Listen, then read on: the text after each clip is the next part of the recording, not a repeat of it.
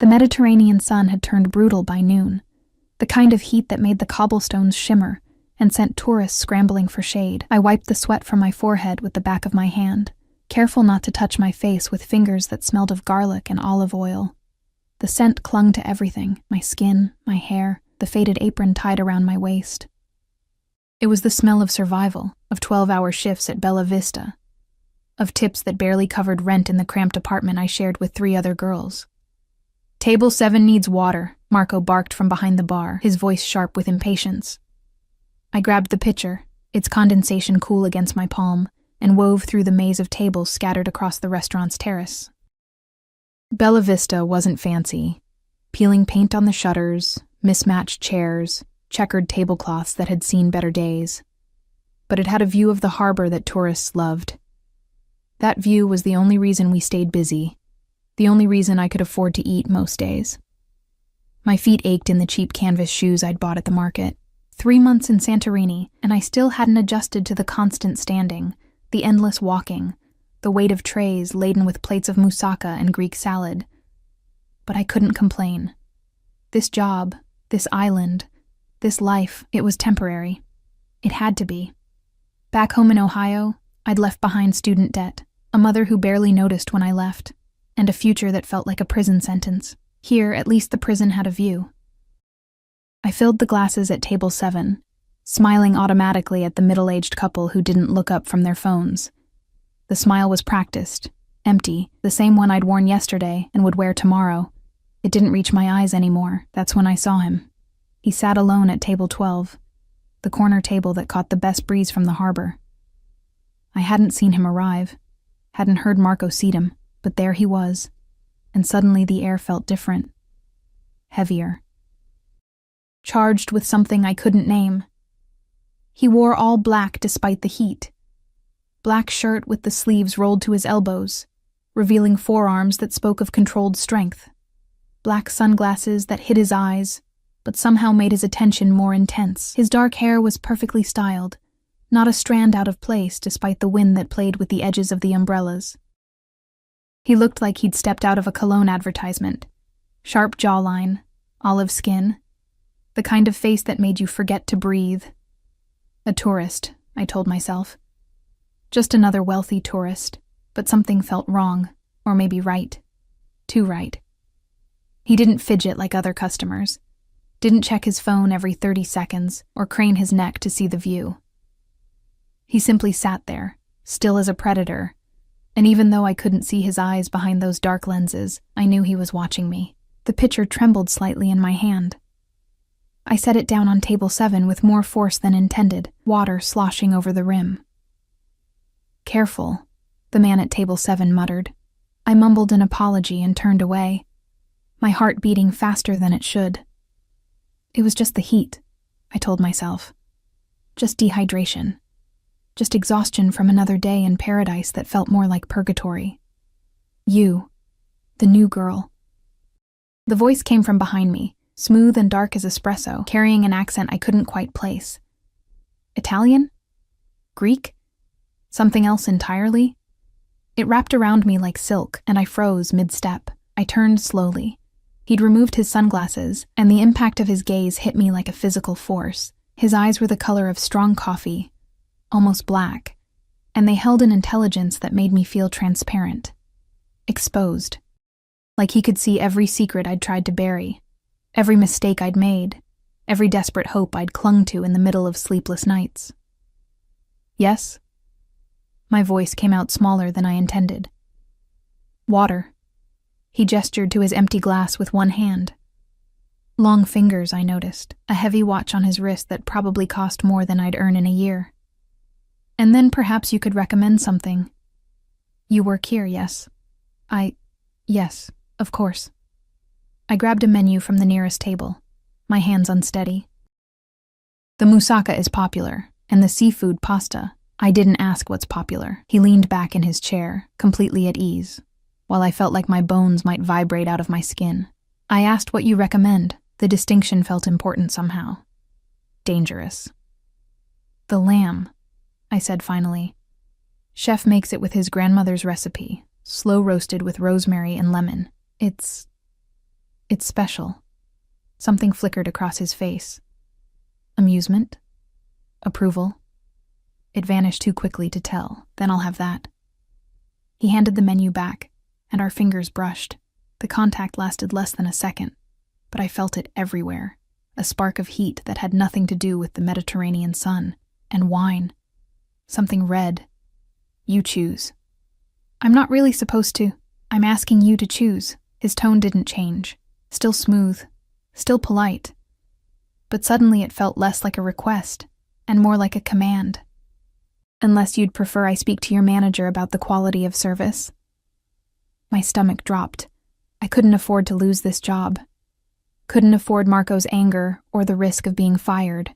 Tourist season would end soon, and positions were already scarce. The aggiorgitico, I said quickly. It pairs well with lamb. Perfect. He smiled, and the world tilted slightly. It wasn't a friendly smile, too knowing, too intimate, like we were sharing a secret I didn't know we had. What's your name? Emma. The lie came automatically. My real name was Emily, but I'd been using Emma since I arrived. It felt safer somehow, like I could be someone different here, someone who didn't carry the weight of everything she'd left behind. Emma, he repeated, tasting the syllables. Your order will be ready soon, I interrupted, suddenly desperate to escape the intensity of his attention. I'll bring your wine. I turned and walked away before he could respond, feeling his gaze on my back like a brand. My hands were shaking when I reached the bar, and Marco noticed. You okay? He frowned, already reaching for a bottle. You look pale. Fine, I lied. Just hot. Table 12 wants aggiorgitico. Marco's eyebrows rose. He asked for that specifically? I recommended it. Huh. Marco pulled the bottle from the wine rack, studying it. Big spender, that one. Came in a black Mercedes with a driver. Didn't even look at the prices on the menu. A driver. Of course he had a driver. Men who looked like that, who wore watches that cost more than my yearly salary, who commanded attention just by existing. They didn't drive themselves. I took the wine and a glass back to table 12, my pulse racing. He was on his phone now, speaking in rapid Italian that I couldn't follow. His voice had changed, harder, colder, all business. When he saw me approaching, he said something sharp and ended the call. Your wine. I set the glass down carefully, began to pour. The red liquid caught the light, deep as blood. You're nervous. It wasn't a question. No, Your hands are shaking. I stopped pouring, set the bottle down. I'm fine. You're lying. He picked up the glass, swirled the wine, watching it instead of me. Why? I'm not. This is inappropriate. I should get back to work. Sit. I can't. Sit, he repeated. And this time there was steel beneath the silk of his voice. Just for a moment. You look like you might fall over. He wasn't wrong. The heat, the exhaustion, the strange electricity that seemed to pulse from him. It was all too much. I glanced back at the restaurant. Marco was busy with other customers. No one was watching. I sat on the edge of the chair across from him, perched like a bird ready to flee. Better. He sipped his wine, made a small sound of approval. Good choice. You have good taste. Thank you. My throat felt dry, but I really should. How long have you been in Santorini? 3 months. And before that? America, Ohio. Why was I telling him this? Why couldn't I seem to remember how to keep my mouth shut? Far from home. Something in his voice had shifted again, gone softer. Running from something or running to something. The question hit too close. I stood abruptly, the chair scraping against stone. I need to check on your food. Emma. The way he said my name, my fake name, made it sound like a caress in a cage all at once. Don't run from me. I'm not running. I'm working. Of course. He inclined his head, a gesture that somehow felt like a king dismissing a subject. Go, but you'll be back. It sounded like a promise, or a threat. I fled to the kitchen, my heart hammering. What was wrong with me? He was just a tourist, just another wealthy man passing through, someone who'd be gone tomorrow or the next day. someone I'd never see again. But when I brought out his lamb 20 minutes later, perfectly plated with roasted vegetables and that rosemary lemon sauce that made my mouth water, he was still watching me with those dark, knowing eyes. "Sit with me while I eat," he said. "I can't. There are other customers. They can wait. My boss will be compensated for your time." He pulled out his wallet, leather, expensive, and laid several bills on the table. Euros. A lot of them. More than I'd make in a week. "Sit." I sat. He cut into the lamb with precise movements, everything about him controlled and deliberate. "Tell me about Ohio." "There's nothing to tell. Everyone has a story, Emma. What's yours?" The question escaped before I could stop it. Bold and stupid and dangerous. He smiled again, that same unsettling smile. "You first." So I told him. Not everything. Not the real reasons I'd left. Not the shame of my mother's indifference or the suffocating weight of a future that felt predetermined. But I told him about the small town, about wanting more, about ending up here washing dishes and serving tourists who barely saw me. He listened like my words mattered, like I mattered. "And you?" I asked when I finished. "What brings you to Santorini?" "Business." He took another bite of lamb, savored it. "You were right about this." "It's excellent." "What kind of business?" "The kind that requires discretion." A non-answer. I should have left it alone, should have recognized the warning in his tone. But something reckless was waking up inside me, something that had been asleep for too long. "You're very mysterious," I said, attempting lightness. "And you're very curious." He set down his fork, leaned forward. "Curiosity can be dangerous, Emma." Is that a threat? A warning? The air between us crackled with tension. I should have been afraid. Every instinct should have been screaming at me to walk away, to put distance between myself and this man who radiated danger like heat from asphalt. Instead, I leaned forward too, closing the space between us by inches. "What if I'm not scared?" His eyes darkened. "You should be." "Why?" The word came out breathy, almost a whisper. What was I doing?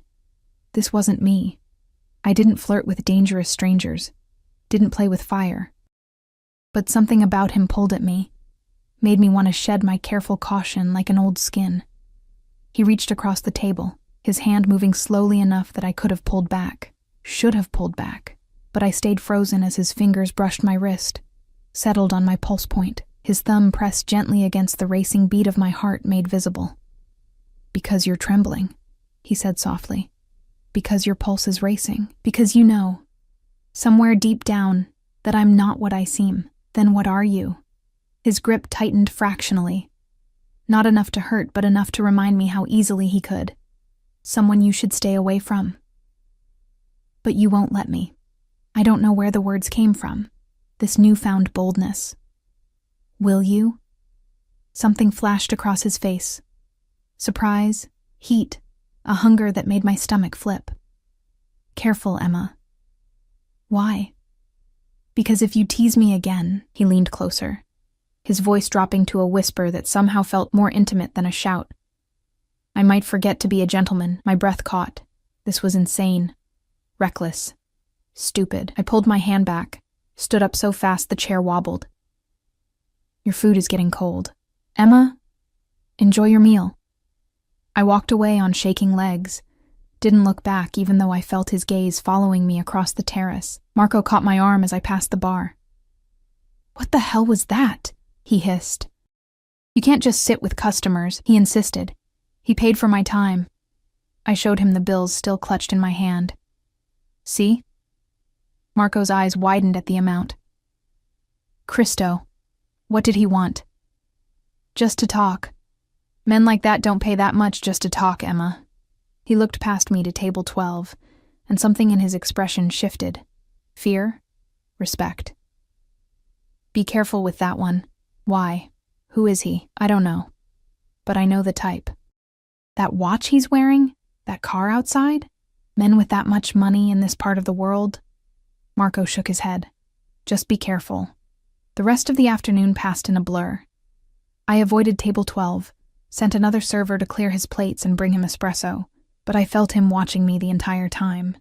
A constant weight of attention that made my skin prickle with awareness. When he finally left, he placed another stack of bills on the table, a tip that was obscene in its generosity, and walked out without looking back. Through the window, I watched him slide into the back of that black Mercedes. A man in a dark suit opened the door for him, someone I hadn't noticed before, a driver, or maybe security. Just be careful with that one. I cleaned his table with trembling hands, pocketed the tip that would pay my rent for the month, and told myself I'd never see him again. I was wrong. I didn't sleep that night. The apartment was stifling, the single fan doing nothing but pushing hot air from one corner to another. My roommates, Sophia from Germany, Marie from France, and Kiki from Australia, were all out, probably at one of the beach clubs that stayed open until dawn. I lay in my narrow bed, staring at the water-stained ceiling, replaying every moment of the afternoon. Because if you tease me again, I might forget to be a gentleman. What had I been thinking? Flirting with a stranger who radiated danger like cologne, who had a driver, and wore a watch worth more than everything I owned combined. Marco's warning echoed in my mind. Men like that don't pay that much just to talk. But he had paid, and he had listened. For 20 minutes, he'd made me feel like I was the only person in the world, like my small-town stories and desperate dreams actually mattered to someone. I touched my wrist where his fingers had pressed against my pulse, and heat flooded through me at the memory. This was ridiculous. I was being ridiculous. He was probably already on a yacht somewhere, surrounded by women who knew how to handle men like him, women who wore designer clothes and spoke 3 languages and didn't smell like garlic at the end of the day. I finally fell asleep around 4 a.m., and when my alarm screamed at 6, I wanted to throw it against the wall. The morning shift started with the breakfast crowd, mostly hotel guests looking for authentic Greek yogurt and strong coffee before their island tours. I moved through the routine on autopilot, my body going through the motions while my mind remained stubbornly fixed on dark eyes and dangerous smiles. Emma. Marco's voice cut through my daze. Table for 1. Terrace. I grabbed a menu and headed out, welcoming the morning breeze that came off the harbor. The sun was gentler now, golden instead of brutal, painting the white buildings in shades of honey and cream. This was the Santorini the tourists came for, the postcard version. I stopped dead. He sat at the same table as yesterday. Table 12. Same black clothing, same perfect posture, same air of controlled power that made everyone else on the terrace look somehow less real, less vivid. Our eyes met across the space, and his mouth curved into a smile that made my stomach drop. No. The word came out as a whisper. This couldn't be happening. Tourists didn't come back. They ate once, tipped well if you were lucky, and disappeared into the endless stream of faces that blurred together after a while. But he wasn't moving, wasn't leaving, was looking at me like he'd been waiting. My feet carried me forward against my better judgment. Good morning, Emma. He said it like a greeting and a question and a promise all at once. I was hoping you'd be working today. Most tourists don't come back to the same restaurant twice. I set the menu down with more force than necessary, a small act of defiance. I'm not most tourists. He didn't touch the menu. Sit with me. It's the breakfast rush. I can't... Please. The please surprised me. Yesterday he'd commanded, expected obedience. Today he was asking, and somehow that felt more dangerous. I glanced back at the restaurant. Marco was watching, his expression unreadable. He gave a small nod. Permission. Or maybe a warning. I sat. You didn't sleep. He stated it as fact, not question, and I wondered what he saw in my face, the dark circles I'd tried to hide with concealer, the exhaustion that made my bones feel heavy. How would you know? You have shadows under your eyes. Your hands are shaking more than yesterday. And you're holding yourself very carefully, like someone who's running on empty but can't afford to stop. The accuracy of his observation made me uncomfortable. I sleep fine. Liar. But he said it gently, almost fondly. Were you thinking about me? The arrogance of it should have made me angry. Instead, heat flooded my cheeks. "You're very sure of yourself. That's not an answer. What do you want?" I asked, letting frustration sharpen my voice. "Why are you here? Why did you come back?" He leaned forward, elbows on the table, and the morning light caught the angles of his face. God, he was beautiful, dangerously, impossibly beautiful. "I came back for you." My heart stuttered. "You don't know me." "I know enough." His gaze traveled over my face like a physical touch. "I know you're running from something. I know you're scared of your own shadow, but yesterday you looked at me like you wanted to burn. I know you taste like courage and desperation in equal measure. I couldn't breathe properly. "That's insane. You can't just have breakfast with me." He cut through my protest, not as a server, as a guest. "When do you finish your shift?" 2:00, but I'll come back at 2.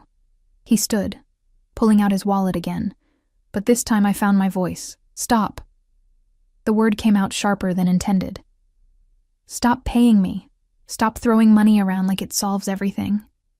He paused, and for the first time, I saw something like approval in his eyes. "You don't want my money? What did I want? I didn't even know anymore. I want you to stop playing games. If this is some kind of bet, some rich man's boredom, it's not."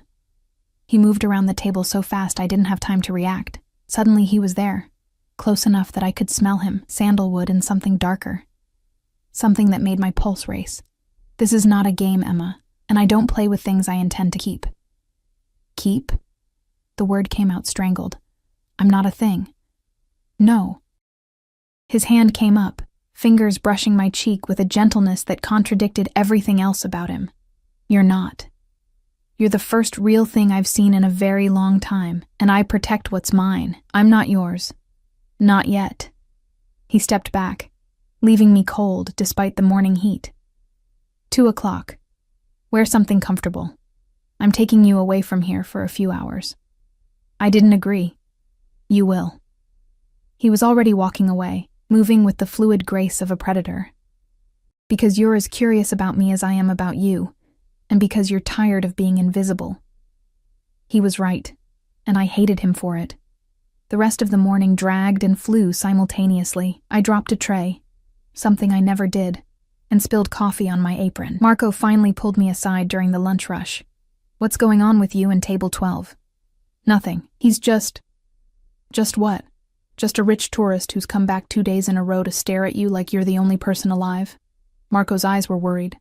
"Emma, I like you. You're a good worker. But men like that, they're not good for girls like you." "Girls like me?" I bristled at the phrase. "Girls who have no one to protect them. No family here, no connections." He gripped my shoulder, his touch fatherly. "I've lived on this island my whole life. I've seen men like him before. They take what they want and leave destruction behind. Maybe I want to be taken." The words escaped before I could stop them, and Marco's face paled. "Madonna, you're already in too deep. I'm fine. It's fine. It's just breakfast. It's never just anything with men like that." But he let me go, shaking his head. "Be careful, Piccola. Please." At 1:45, I changed out of my uniform in the cramped bathroom, pulling on the only decent dress I owned, a simple sundress in pale blue that I'd bought at a market stall. My hands shook as I applied mascara, as I tied my hair back, as I stared at my reflection and wondered what the hell I was doing. "You're tired of being invisible." He'd seen right through me. Somehow, in the space of 2 brief encounters, this stranger had understood me better than people I'd known for years. I walked out of the restaurant at precisely 2:00, and he was there, leaning against that black Mercedes, looking like every dangerous fantasy I'd ever had, and been too afraid to acknowledge. The driver stood nearby, a huge man in a black suit who watched the street with the alertness of a trained guard. Security. Marco had been right. "You came." He straightened, and something in his expression softened. Relief. Had he actually thought I wouldn't show? "I'm here." I clutched my small purse like a lifeline. "Where are we going?" "Somewhere you can breathe." He opened the back door of the Mercedes himself. a gesture the driver seemed surprised by.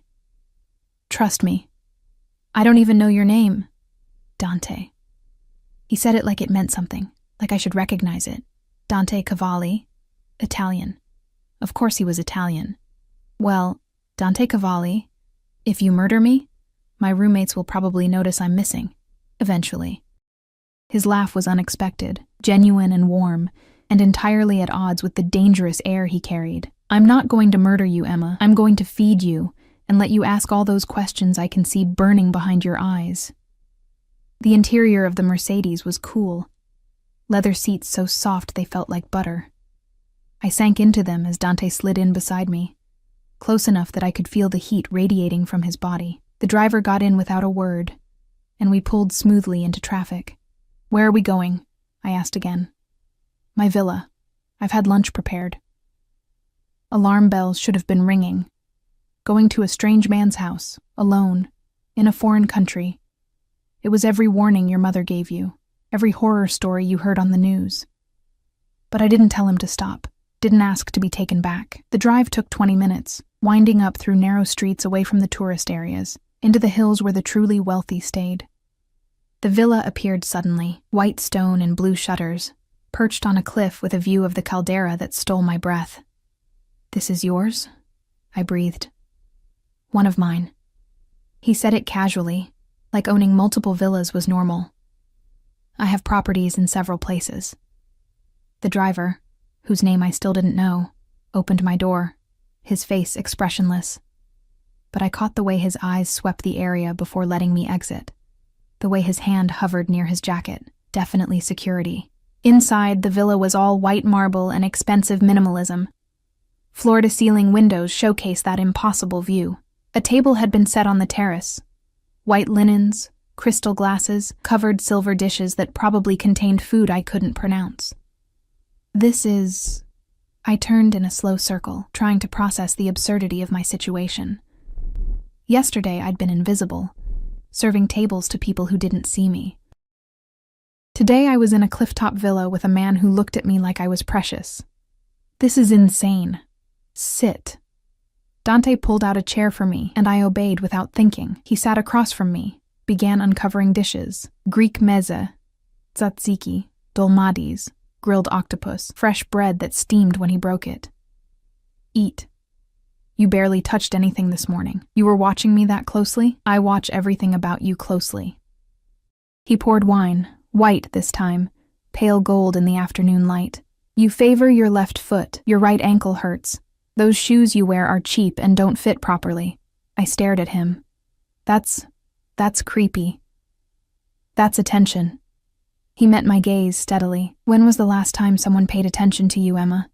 Really looked at you and saw you?" The question hit like a punch. I reached for my wine glass, needing something to do with my hands.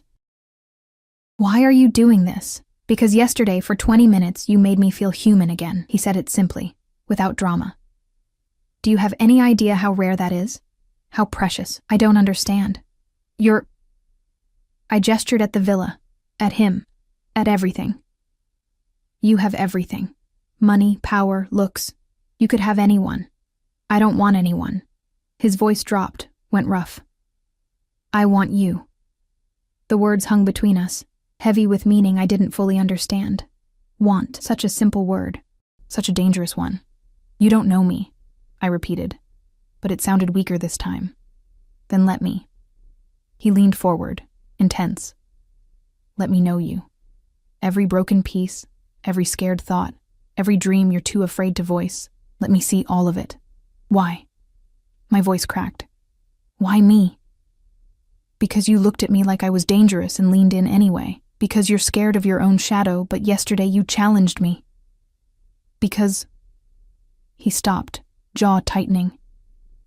"Because when I touch you, you tremble. And I want to know if it's fear or something else." His hand crossed the table, palm up. An offering. A question. I stared at it. At those long fingers, at the power coiled in his wrist, at the watch that probably cost more than my life. Every logical part of my brain screamed at me to leave, to run, to protect myself from whatever this was. I placed my hand in his. His fingers closed around mine, warm and sure, and his thumb traced circles on my palm that made my breath catch. "There," he murmured. "That's not fear." "How do you know?" "Because fear doesn't make you lean closer. It doesn't make your pupils dilate or your lips part."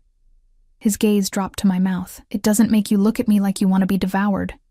Dante, eat first." He released my hand with visible reluctance. "Then I'll answer your questions, all of them." And so I ate, and the food was perfect, fresh and bright, and nothing like the leftover scraps I usually survived on. And he watched me the entire time with those dark, knowing eyes. "Tell me what you do," I said finally, setting down my fork. "Your business, the kind that requires discretion." "I manage interests," careful words, diplomatic. "That's not an answer. It's the only answer I can give right now." He refilled my wine glass. "There are things about my life that are complicated. Dangerous, even. I don't want to pull you into that world, but you already are." I held his gaze. "Aren't you? By bringing me here, I struggled to name what this was, by whatever this is. Yes. No hesitation. No pretty lies. Yes, Emma, I am. And I should stop. I should pay you for your trouble, send you home, never contact you again. But you won't." "No." The word came out rough. "I won't. Because I've spent 15 years building walls, and you walked through them in 20 minutes. Because I've forgotten what it feels like to want something other than power and revenge. Because—" He stood abruptly, moved to the edge of the terrace, his back to me. "Because I'm a selfish bastard who takes what he wants. I should have been scared. Should have seen the red flags waving frantically. Instead, I stood and walked to him, my bare feet silent on the warm stone. What if I want to be taken?" I whispered. He turned so fast I gasped. Suddenly his hands were on my waist, pulling me close, and I could feel the tension vibrating through him. "Don't say things like that unless you mean them." "Maybe I do mean them. Emma." My name was a warning. "If I start this, I won't stop. I won't be able to. Do you understand? I understand that I've been sleepwalking through my life for months, maybe years. I understand that you make me feel awake." I placed my hands on his chest, felt his heart racing beneath my palms. "I understand that I'm tired of being careful." For a long moment, he just looked at me. Then his hand came up, cupped my face with a gentleness that made tears prick at my eyes. "If you tease me again," he said softly, echoing yesterday's warning, "there won't be any going back. I'll keep you, Emma. I'll bind you to me in ways you can't even imagine. And I won't let you go. Promise?" The word escaped as barely a breath. Something savage and hungry flashed across his face. "You have no idea what you're asking for." "Then show me." He kissed me. It wasn't gentle, wasn't sweet or tentative or any of the things a first kiss should be. It was claiming, possessive, his mouth on mine like he was trying to devour me whole. His fingers tightened on my waist, pulling me flush against him, and I gasped at the contact. He took advantage, deepening the kiss until I couldn't think, couldn't breathe, couldn't do anything but feel. When he finally pulled back, we were both shaking. "Christo," he breathed. "You taste like—" His phone rang, shattering the moment. He ignored it, but it rang again. And again. "Answer it," I whispered. He pulled the phone from his pocket with a vicious curse, and his expression changed as he looked at the screen, went hard, cold, dangerous. "I have to take this." He stepped away, and his voice when he answered was nothing like the voice he'd used with me. It was ice and authority, and barely contained violence. "What?" I couldn't understand the rapid Italian that followed, but I understood the tone. Business. The kind that required discretion. The kind that made his driver carry a gun. He ended the call and turned back to me, and I saw the war on his face, between what he wanted and what he had to do. "I have to go." Regret roughened his voice. "Something's come up that requires my immediate attention." "Of course." I wrapped my arms around myself, suddenly cold despite the heat. "I should get back anyway. Marco will drive you home." He crossed to me in 2 long strides, gripped my shoulders. I'm not leaving because I want to. Do you understand? You barely know me. You don't owe me explanations. Don't. His fingers tightened. Don't diminish this. What just happened? That was real. You are real. And I need you to wait for me. Wait for what? For me to come back. For me to finish what we started. He pressed his forehead to mine. Promise me you won't run. Promise me you'll be at the restaurant tomorrow. Dante. Promise me, Emma. I promise. The words felt like sealing my fate. He kissed me again, quick and hard, then was striding back into the villa. I heard him barking orders in Italian, heard the driver responding, heard doors slamming and engines starting. And then I was alone on the terrace with the remains of an unfinished lunch and the taste of him still on my lips. The driver, Marco, he'd said, though I realized he meant someone else, appeared at my elbow. Different from this morning, younger, just as armed. Miss, I'll take you home now. The drive back was silent. I stared out the window, watching the villa disappear, and wondered what I'd just done, what I'd promised, what I'd started. At my apartment building, the driver handed me a card, heavy paper, expensive, a phone number embossed in black. Mr. Cavalli said to call if you need anything at all. Then he was gone, and I was standing on the cracked sidewalk in front of my building, holding a business card that felt like it was burning a hole in my palm. Inside, the apartment was still empty.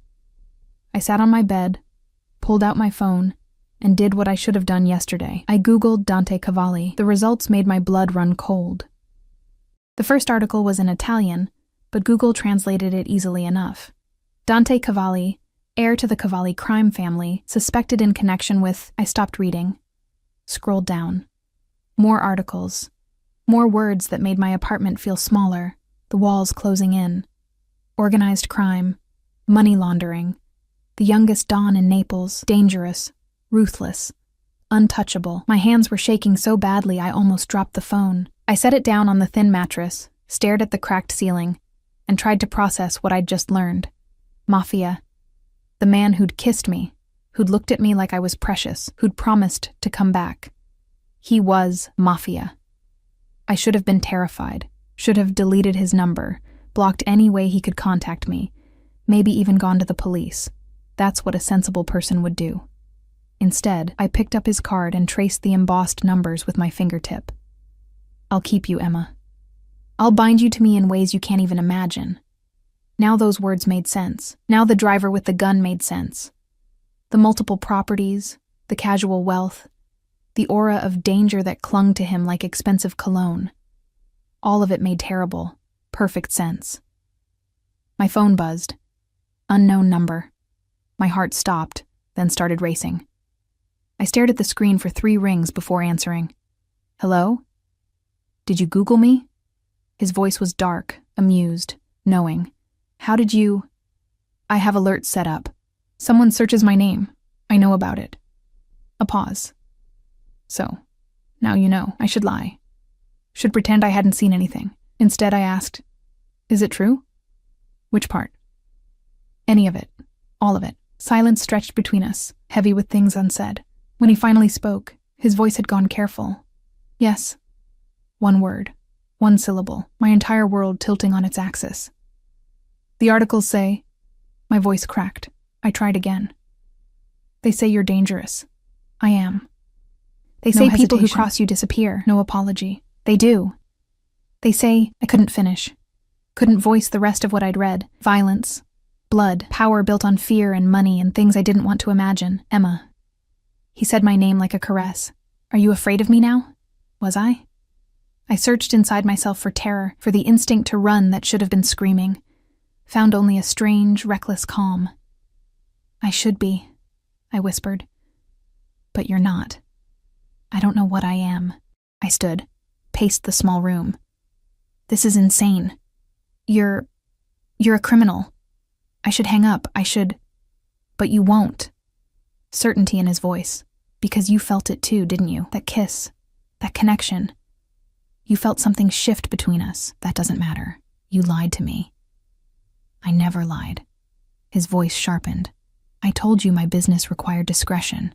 I told you I was dangerous. I warned you, Emma, multiple times. He was right. He had warned me. I just hadn't understood what those warnings meant. What do you want from me? I asked finally. Everything. Simple. Direct. Terrifying. I want everything you have to give, and in return, I'll give you everything you've ever wanted. You don't know what I want, don't I? A sound in the background, a door closing, footsteps. You want to matter to someone. You want to be seen, really seen, not just as a server or a roommate or a girl from Ohio who ran away from a life that felt too small. You want passion and intensity and someone who'll fight for you instead of forgetting you exist. Tears burned my eyes because he was right. Horribly, impossibly right. That doesn't change what you are, I said. No, it doesn't. A pause.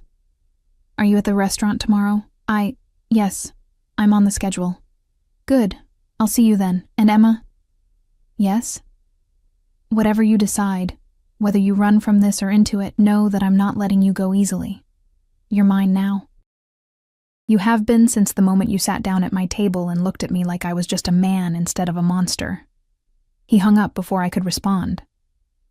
I didn't sleep again that night, lay awake replaying everything. His touch, his kiss, his voice on the phone saying you're mine now like it was fact instead of threat. Mafia. The word kept echoing in my mind.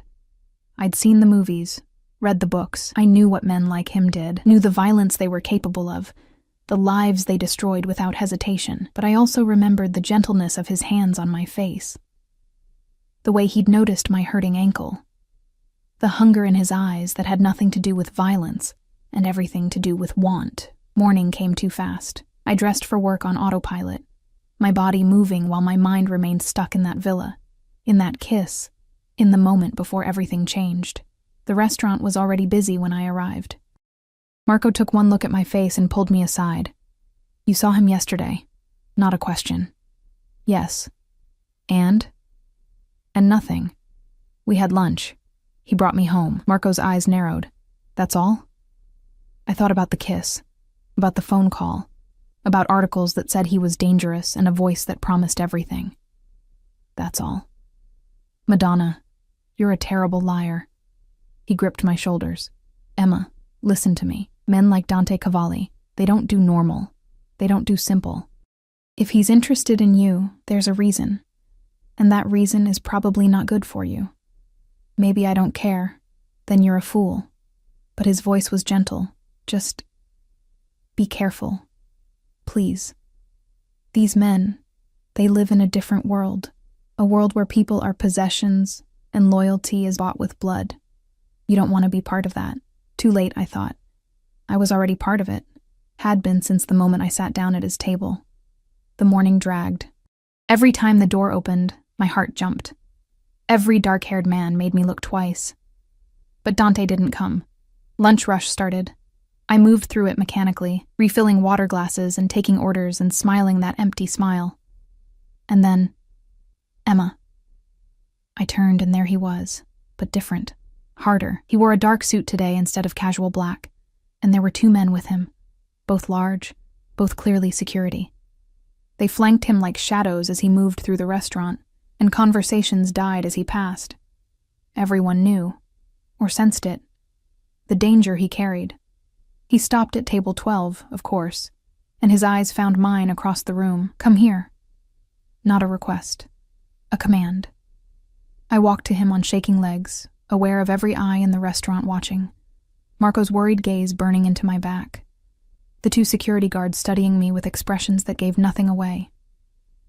Sir? I kept my voice professional. Can I get you something?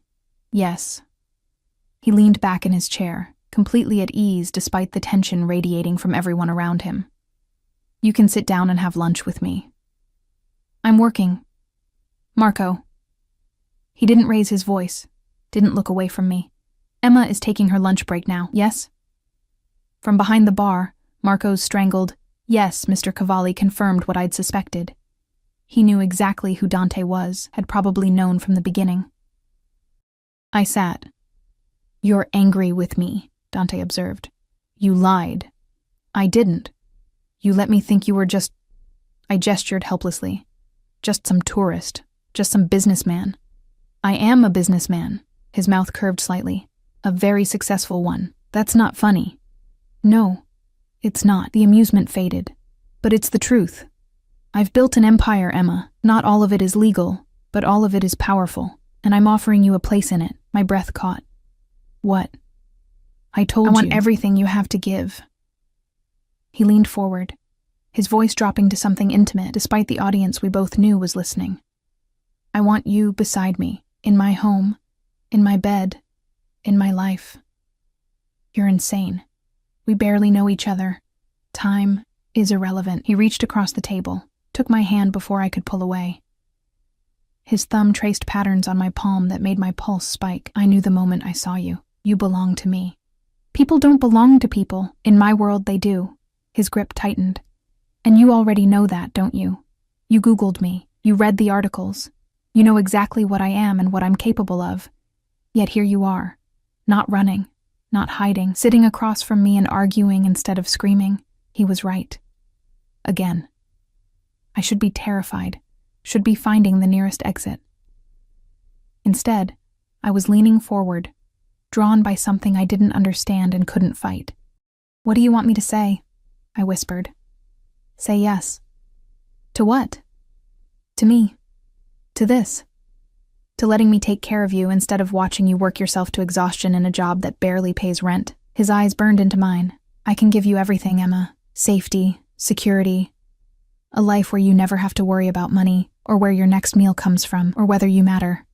With me, you'll always matter. You'll be the most important thing in my world. Why? The question tore out of me. Why me? You could have anyone. Because you see me. Simple words. Devastating truth. Not the money or the power or the reputation. You see the man underneath all of it. And that man wants you more than he's wanted anything in 15 years. One of the security guards stepped forward, whispered something in Italian. Dante's expression changed, went cold and hard in a way that made my stomach drop. He stood abruptly. I have to go. Business that can't wait. Of course. I started to pull my hand back, but he held on. Tonight. I'm sending a car for you at 8. Pack a bag. What? No, I can't just... Yes, you can. He raised my hand to his lips, pressed a kiss to my palm that felt like a brand. And you will. Because you're brave and reckless and tired of being invisible. Because you want this as much as I do. Even if you're too scared to admit it yet. Dante. 8 o'clock, Emma. Be ready. Then he was gone, his security flanking him as he strode out. The black Mercedes was waiting, door already open. He slid inside without looking back, and I was left standing in the middle of the restaurant with my palm still burning from his kiss. Marco appeared at my elbow. What did he say to you? He's sending a car, tonight, and you're going to go. Not a question. I looked at him. This man who'd given me a job when I was desperate, who'd been kind when he didn't have to be, who was looking at me now with something like grief in his eyes. Yes, I whispered, I'm going to go. The apartment was chaos when I got home at 3. Sophia sat on the couch painting her nails, while Marie and Kiki argued in rapid-fire French and English about whose turn it was to clean the bathroom. They all stopped when they saw my face. What happened? Kiki asked, her Australian accent thick with concern. You look like you've seen a ghost. I set my bag down carefully, my hands still trembling. I need to pack. Pack? Sophia's eyes widened. Are you leaving? Going back to America? No, How did I explain this? How did I put into words what I barely understood myself? I'm going to stay with someone, for a while. Someone. Marie's tone turned knowing. A man. Yes. The one from the restaurant. Kiki leaned forward. The hot one with the Mercedes? Emma, you dark horse. It's not like that. Except it was exactly like that. Worse than that. It's complicated. Complicated how? Sophia had abandoned her nails, was watching me with sharp eyes. Emma, you've been here 3 months and you've barely spoken to anyone. Now suddenly you're moving in with some guy we've never met? I'm not moving in, I'm just... What was I doing? Visiting. with a packed bag. Marie's expression turned serious. This is not safe. You don't know this man. I know enough. Do you? Sophia stood, crossed to me. Because from where I'm standing, this looks like every true crime documentary I've ever watched. Beautiful stranger, expensive car, sweeps you off your feet. Stop. I held up a hand. I appreciate the concern, I do, but this is my choice, my decision. A decision based on what? A few lunches? Some pretty words? Kiki's voice had lost its usual lightness. Emma, we care about you. We don't want to see you get hurt. Hurt. The word echoed in my mind. Dante could hurt me in ways these women couldn't imagine, could destroy me completely if he chose. But he could also make me feel alive in ways I'd never experienced. I'll be careful, I said finally. Will you? Marie asked softly. Or are you already in too deep? I didn't answer. Couldn't answer. Because she was right. I packed slowly, methodically. A few dresses, toiletries, the small collection of books I'd brought from home. Everything I owned fit into one battered suitcase, a depressing reminder of how little I'd accumulated in 23 years of life. My phone buzzed. A text from an unknown number. The car will arrive at 8. Dress nicely. We have dinner plans. Dinner plans. Like this was normal. Like I was normal. Like we were a normal couple doing normal things. I pulled out the only nice dress I owned. Black, simple, bought from a thrift store before I left Ohio. It would have to do. At 7:45, I stood in front of the bathroom mirror applying mascara with shaking hands. Behind me, I could see the reflection of my 3 roommates sitting on the couch, watching me with identical expressions of worry. At least text us, Sophia said finally. Let us know you're okay. I will. And if anything feels wrong, anything at all, you call us. Or the police. Or both.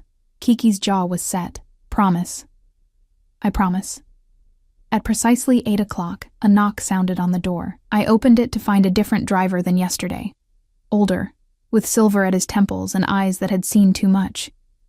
He gave a slight bow. Miss Emma, I'm Giorgio. Mr. Cavalli sent me to collect you. Collect me. The phrase made me sound like luggage. Giorgio's mouth twitched. To escort you, if you prefer. May I take your bag? I handed it over, ignored my roommate's whispered protests, and followed him down 3 flights of stairs to where a different Mercedes waited, this one even more luxurious than yesterday's, all gleaming black paint and tinted windows. The interior smelled of leather and something else. Danger, maybe. Or destiny. Where are we going? I asked, as Giorgio pulled smoothly into traffic. Mr. Cavalli's home. He's waiting for you there. Home. Not the villa from yesterday, I suspected. Somewhere else. Somewhere more permanent. The drive took 40 minutes, winding through increasingly exclusive neighborhoods, until we reached a gated estate that made the villa look modest. High walls, security cameras, armed guards at the entrance who waved us through after Giorgio showed credentials. The house, calling it a house felt inadequate, rose before us. 3 stories of white stone and glass, lit from within like a jewel box. A fountain dominated the circular drive, water catching the last rays of sunset. Giorgio opened my door. Mr. Cavalli is in the main salon. I'll show you. Inside was even more impressive. Marble floors, soaring ceilings, art that probably cost more than I'd earn in a lifetime. My canvas shoes squeaked on the polished stone, and I became acutely aware of how out of place I was. Dante stood by floor-to-ceiling windows overlooking the sea, his back to me. He'd changed. Dark slacks and a white shirt with the sleeves rolled up, exposing those forearms that had haunted my dreams. A crystal tumbler of amber liquid sat on the table beside him. Thank you, Giorgio. He didn't turn. That will be all. The door clicked shut behind me, and suddenly we were alone. You came, he said softly. Did you think I wouldn't? I hoped you wouldn't. Finally he turned, and the expression on his face stole my breath. Raw hunger mixed with something gentler. Relief, maybe. For your sake, I hoped you'd be smart enough to run. I'm not smart. I set my purse down carefully, apparently. No. He moved toward me with that predator's grace. You're brave. Stupidly, recklessly brave. It's going to get you hurt. By you? Never by me. He stopped inches away, close enough that I could feel the heat radiating from his body. I'd burn the world down before I let anyone hurt you, including myself. Pretty words. Truth. His hand came up, cupped my face. I don't say things I don't mean, Emma. When I tell you that you're mine, when I promise to protect you, those aren't empty promises, they're vows. You barely know me. I know you work yourself to exhaustion for minimum wage and smile like it doesn't kill you inside. I know you left everything familiar because staying felt like dying slowly. I know you've been invisible so long you've forgotten what it's like to be seen. His thumb traced my cheekbone. I know that when I kiss you, you taste like coming home. Tears burned my eyes. Stop. Why? Because you're making this harder, making me want things I shouldn't want, making me forget that you're dangerous. I am dangerous. He said it fiercely. I'm the most dangerous thing you'll ever encounter. But not to you. Never to you. For you, I'm safety. I'm sanctuary. I'm the one person in this world who will never let you fall. How can you promise that? You deal in violence? Yes, I do. I've killed men, Emma. I've ordered deaths and destroyed lives and built my empire on blood and fear. His grip tightened. But with you, I'm just a man who wants, who needs, who'll do anything to keep you safe and happy and mine. This is insane. Yes. He pressed his forehead to mine. Completely insane, and I don't care. Do you? Did I? Standing there in his arms, feeling the tremor that ran through him, seeing the vulnerability beneath all that power. Did I care that this was crazy? No, I whispered. I don't care. He kissed me then, and it was different from yesterday. Slower. Deeper. Less about claiming, and more about savoring. His hand slid into my hair, angled my head, and I melted into him like I'd been waiting my whole life for this moment. When we broke apart, we were both breathing hard. Dinner, he said roughly. I promised you dinner. I'm not hungry. My hands fisted in his shirt, not for food. Something dark and possessive flashed across his face. Emma, I want you. The admission felt both terrifying and liberating. I've wanted you since the moment I saw you. And I'm tired of pretending otherwise. Christo. His hands tightened on my waist. You can't say things like that. Not when I'm barely holding on. Then don't hold on. I pulled him closer. Let go. For a long moment, he just stared at me. Then he swept me into his arms, literally lifted me like I weighed nothing, and carried me toward a sweeping staircase. Where? My bedroom. His voice was rough. Where you'll sleep tonight, and every night after. Dante, no more arguments, Emma. No more protests. You're mine now, and I'm keeping you. He carried me up the stairs, down a hallway lined with art I didn't look at, through double doors into a room that took my breath away. Massive bed. More windows overlooking the sea, moonlight spilling across dark sheets. He set me down gently, and his hands framed my face. Last chance, he said softly. Last chance to run. After this, there's no going back. I won't let you go. Ever. Do you understand? I understood I was standing at a crossroads. One path led back to safety, to invisibility, to a life half-lived. The other led into darkness and danger, and a man who looked at me like I was his salvation. I understand, I whispered. And? I reached for him. And I choose you. He kissed me like a man dying of thirst, and I was water. His hands were everywhere. My face, my hair, my waist. But always gentle, always careful, like I was something precious he was afraid to break. Emma. My name was a prayer on his lips. Tell me to stop. Tell me this is too fast. Don't stop. I pulled him closer, needing the solid warmth of him, needing proof that this was real. Please don't stop. So he didn't. The night blurred into sensation. His mouth on my skin, his hands learning every curve, whispered words in Italian that I didn't understand but felt in my bones. He worshipped me with a reverence that made tears slide down my temples. And when we finally came together, it felt less like surrender and more like coming home. Afterward, he held me close, my head on his chest, his heartbeat steady beneath my ear. No regrets? He asked softly. No. And it was true. Despite everything, the danger, the insanity, the fact that I'd known him for 3 days, I had no regrets. You? Never. His arms tightened. You're mine now, completely, and I protect what's mine. I should have asked what that meant, should have questioned the possessiveness in his voice. Instead, I fell asleep feeling safer than I had in years. Morning came with sunlight streaming through those massive windows and the smell of coffee. I opened my eyes to find Dante already dressed, sitting in an armchair near the bed, watching me with an intensity that should have been unsettling. "Good morning," I said, suddenly shy. "Good morning, Kara." He stood, moved to the bed, pressed a kiss to my forehead. "How do you feel?" Like my life just changed completely. It did. No apology in his tone. "Your things have been moved to the closet. Giorgio brought them up while you slept."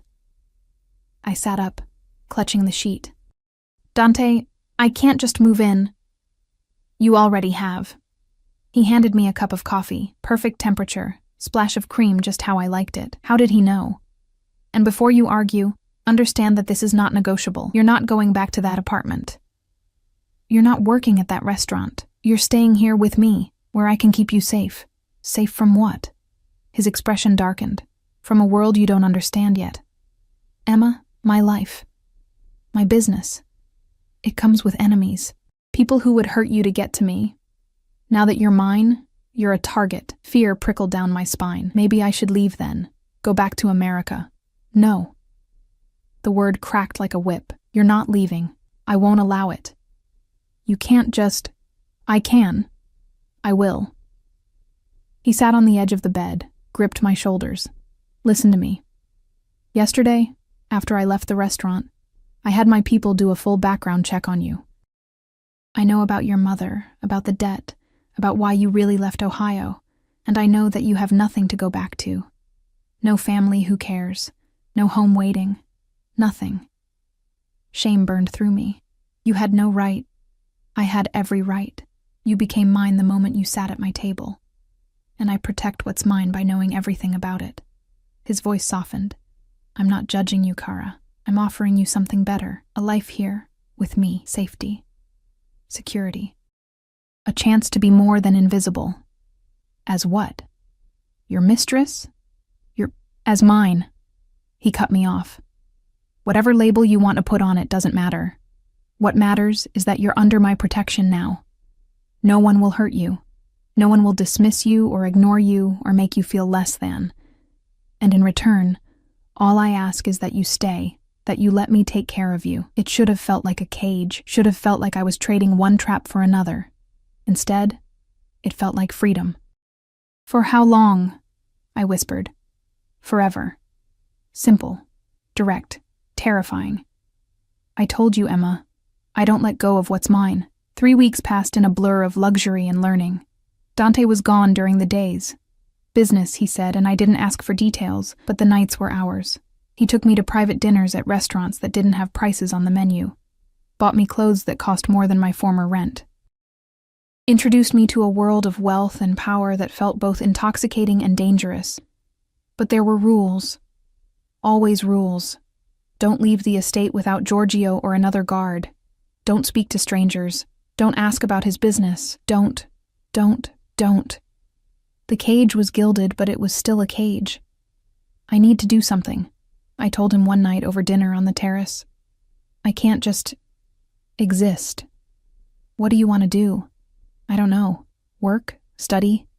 Something that's mine." He studied me for a long moment. "You want independence. I want purpose. Then you'll have it." He reached across the table, took my hand. "I'll set up accounts for you. You can pursue whatever interests you. Take classes, start a business. Whatever you want. With your money. With our money." His thumb traced circles on my palm. "What's mine is yours, Emma. All of it." But it wasn't. Not really. Because I was the one who couldn't leave without permission. I was the one who had guards shadow my every move. I was the one living in a beautiful prison. The explosion happened on a Thursday. I was in the garden, the one place I was allowed without constant supervision, reading a book when I heard it, a thunderous boom that shook the ground, followed by alarms and shouting. Giorgio appeared within seconds, his gun drawn. "Inside. Now, what's happening? Now!" He grabbed my arm, hauled me toward the house. Behind us, smoke rose from somewhere near the front gate. Inside was chaos. Men in suits with weapons, rapid-fire Italian I couldn't follow, Dante's voice cutting through it all with cold authority. He appeared in the doorway, and the relief on his face when he saw me was visceral. "Cristo. You're okay. What happened?" "Car bomb. At the gate." He crossed to me, ran his hands over me like checking for injuries. "You're sure you're okay? You weren't hurt?" "I'm fine." "But Dante, what—" "Rivals," his jaw tightened, "sending a message." "What kind of message?" "The kind that says they know about you." He pulled me close, and I felt the tremor that ran through him. "The kind that means we need to be more careful." "More careful. More guards. More rules. More cage." "This is because of me," I whispered. "No. This is because of my world. A world I knew you'd become part of when I claimed you." He tilted my face up. "But I meant what I said, Emma. I protect what's mine. And no one will touch you." That night, he made love to me with a desperation that bordered on violence, like he was trying to prove through touch that I was his, that I was safe, that nothing could take me from him. And in the aftermath, as I lay in his arms, I finally understood the weight of what I'd accepted. This wasn't a fairy tale. This wasn't some romance where love conquered all. This was real, dangerous and dark and complicated. But it was also mine. 2 days after the bombing, everything changed. I was in Dante's office, a room I normally avoided, looking for a book when I saw the folder. It was sitting on his desk, partially open, and I wouldn't have noticed except for one word on the top page, Ohio. My hands shook as I opened it fully. And there, in black and white, was everything. Not just a background check, a file. Photos of me from before I left, coming out of my apartment, at my old job, with people I'd tried to forget. Dates, times, a detailed record of my last 6 months in America, and notes in the margin, in Dante's handwriting, vulnerable, isolated, perfect. The world tilted. "Emma?" His voice came from the doorway, and when I turned, his face was carefully blank. "You weren't supposed to see that. Perfect?" My voice broke on the word. I was perfect? This was... what? Some kind of plan? "It's not what you think. Then what is it?" I threw the folder at him, pages scattered. "Tell me, was any of it real? Or was I just some target you decided to acquire?" "Don't." He moved toward me and I backed away. "Don't do that. Don't diminish what we have." "What we have?" Hysterical laughter bubbled up. "We have nothing. This was all calculated. You saw a desperate girl and decided to collect her like some kind of trophy." "That's not true." "Then explain." I was shouting now, tears streaming down my face. "Explain why you have photos of me from before we met. Explain why you have notes about how vulnerable I was. Explain any of this." He ran a hand through his hair, and for the first time since I'd met him, he looked uncertain. "I was in Santorini on business. Real business. A meeting with suppliers. And I saw you at the restaurant. Just saw you. The way you moved. The way you smiled that empty smile. The way you were invisible even when you were standing right there. And I recognized it." "Recognized what?" "Loneliness." His voice went rough. "The kind that eats you from the inside. I've been alone my entire life, Emma, surrounded by people but utterly alone. And I saw that same loneliness in you. So yes, I had you investigated. I wanted to know if what I saw was real, or if I was projecting. And when the report came back, when I learned about your mother and the debt, and how alone you really were, you decided I was perfect," bitterness coated the words. "Perfect victim. Perfect match." He closed the distance between us before I could retreat. "You were perfect for me, because you understood what it meant to be unseen. Because you were strong enough to survive, but soft enough to still hope. Because when I looked at you, I saw possibility. Possibility of what? Of not being alone anymore." His hands came up, framed my face. "Yes, I planned our meeting. Yes, I orchestrated things to ensure we'd interact. But everything after? Every word, every touch, every moment, that was real, Emma. The way I feel about you is real. How can I believe that? Tears continued to fall. How can I trust anything you say when it all started with a lie? Because I'm standing here telling you the truth now. His thumbs wiped away my tears. Because I'm not making excuses or trying to manipulate you. I'm being honest. Probably more honest than I've been with anyone in my life. I saw you, and I wanted you, and I made it happen. That's what I do. That's who I am. But that doesn't make this, us, any less real. I wanted to believe him. God, I wanted to believe him so badly. But the folder on the floor, those notes in the margin, the proof of his calculation, it all felt like poison. I need time, I said finally. I need to think. No. His grip tightened. I'm not letting you walk away from this. From us. You don't get to decide. The hell I don't. His voice turned dangerous. You're mine, Emma. Mine. And I don't care if you're angry or hurt or feeling betrayed. You're not leaving. So what? I'm your prisoner now? If that's what it takes. No apology. No softening. I told you from the beginning. I protect what's mine. And I don't let go. Not now. Not ever. We stared at each other, and I saw the truth in his eyes. He meant it. Every word. He would keep me here by force if necessary, would cage me completely rather than let me go. The thought should have terrified me. Instead, through the hurt and betrayal and anger, I felt something else, something dark and reckless that whispered, maybe this was exactly what I'd been searching for. Someone who wouldn't let me disappear. Someone who would fight to keep me, even if the fight was against my own fear. I hate you, I whispered. No, you don't. He pulled me close, and I didn't resist. You hate that I saw through you. You hate that I planned and calculated and made sure we'd meet. But you don't hate me, because I'm the first person in your life who's ever fought for you. He was right. And I hated him for that too. What happens now? I asked against his chest. Now? His arms tightened. Now you stay angry for a while. You make me work for forgiveness. You test me to see if I really mean what I say about never letting you go. And eventually, when you're ready, you accept that what we have is messy and complicated and started with calculation, but became something real. You're very sure of yourself. I'm sure of us. He tilted my face up, and the intensity in his eyes stole my breath. I'm sure that what I feel for you is real. I'm sure that I'd burn my entire empire to the ground before I'd let anyone hurt you. I'm sure that spending the rest of my life proving to you that you matter, that you're seen and wanted and loved, is exactly what I'm meant to do. Loved? The word caught in my throat. Yes. No hesitation. I love you, Emma. Probably loved you from the moment you sat at my table and looked at me like I was just a man. And I'll spend every day proving it. I should have pushed him away, should have demanded he let me go. Should have run back to my small life, where the worst that could happen was invisibility. Instead, I kissed him. Because maybe love that started with calculation could become something real.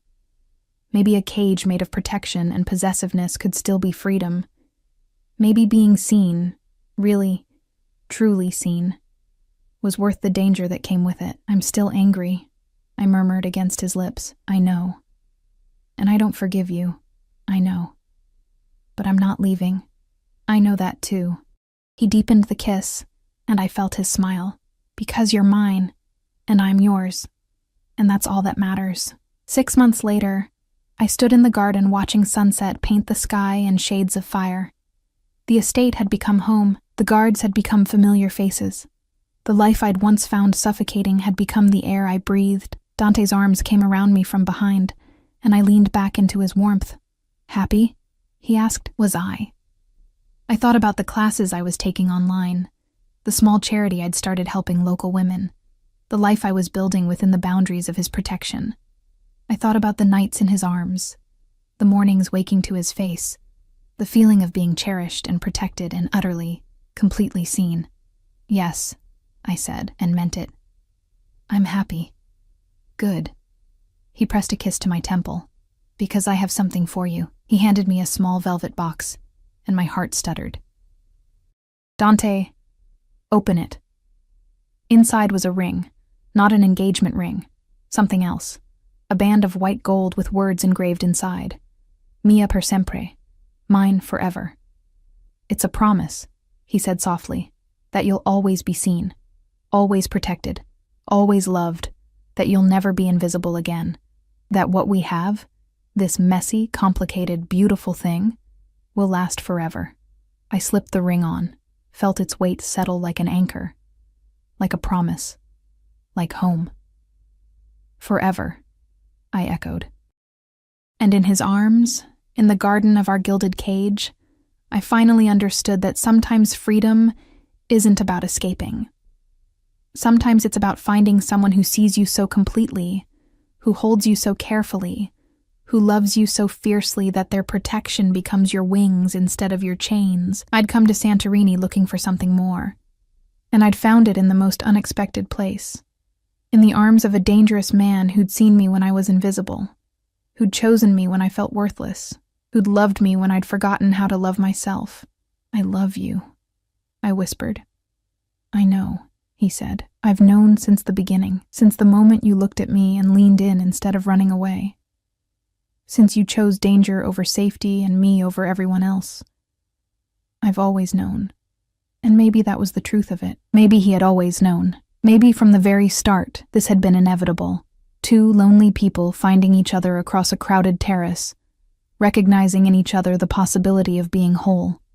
The sun set over the Mediterranean, painting everything in gold, and I stood in the arms of the man who'd claimed me, kept me, loved me, and for the first time in my life, I was truly, completely